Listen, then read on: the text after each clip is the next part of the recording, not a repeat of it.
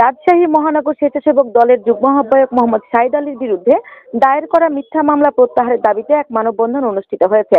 রবিবার ২৬ জানুয়ারি সকাল ১১:৩০টায় রাজশাহী মহানগর বিএনপি এবং স্বেচ্ছাসেবক দলের উদ্যোগে সাহেববাজার জিরো পয়েন্টে এই মানববন্ধনের আয়োজন করা হয়। এতে বিএনপি ও অঙ্গ সংগঠনের নেতাকর্মীদের পাশাপাশি বিভিন্ন শ্রেণী পেশার মানুষ অংশগ্রহণ করেন। মানববন্ধনে বক্তব্য দেন রাজশাহী মহানগর স্বেচ্ছাসেবক দলের সদস্য সচিব জনি, সিনিয়র যুগ্ম আহ্বায়ক রাসেল বাবু, যুগ্ম আহ্বায়ক শিবলু, তুহিন, জিতু, ইব্রাহিম, রেন্টু, আসাদ পেট্রা এবং বোয়ালিয়া থানা পশ্চিমের সিনিয়র যুগ্ম আহ্বায়ক মোহাম্মদ শরীফ আলী।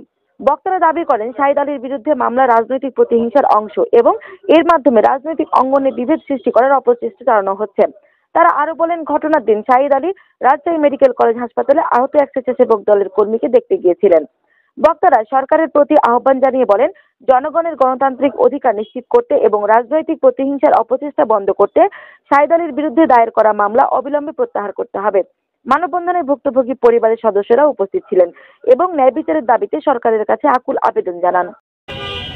পরিশ্রমী নেতা, তাকে আমরা সকলেই ভালোবাসি, তারই প্রতিবাদে আমরা আজকে এখানে উপস্থিত হয়েছি। তাই আমরা বলতে চাই, যারা প্রকৃত অপরাধী এই আলাউদ্দিন ভাইকে হত্যা করেছে, তাদের প্রকৃত অপরাধীকে খুঁজে বের করে, প্রশাসনের কাছে আমার দাবি, প্রকৃত অপরাধীদের খুঁজে বের করে তাদেরকে শাস্তির আওতায় আনুন এবং যারা নিরপরাধ তাদেরকে এই মামলায় জড়াবেন না। মামলা রাজশাহী মহানগর স্বেচ্ছাসেবক দলের আবু সাহেবের বিরুদ্ধে মিথ্যা মামলার প্রতিবাদে আজকের এই মানববন্ধন কর্মসূচি সংগ্রামী নেতৃবৃন্দ এবং রাজশাহীবাসী আমরা লক্ষ্য করছি, আমরা যে কোনো হত্যারই নিন্দা জানাই। আমরা লক্ষ্য করছি এই হত্যাকাণ্ডকে সামনে রেখে বিভিন্ন মহল, যারা গত ফ্যাসিস্ট আওয়ামী সরকারের দোসর, তারা ত্যাগী নেতা নেতৃত্বের বিরুদ্ধে, নেতাকর্মীদের বিরুদ্ধে বিভিন্নভাবে হয়রানিমূলক এবং ষড়যন্ত্রমূলক মামলা করে আসছে।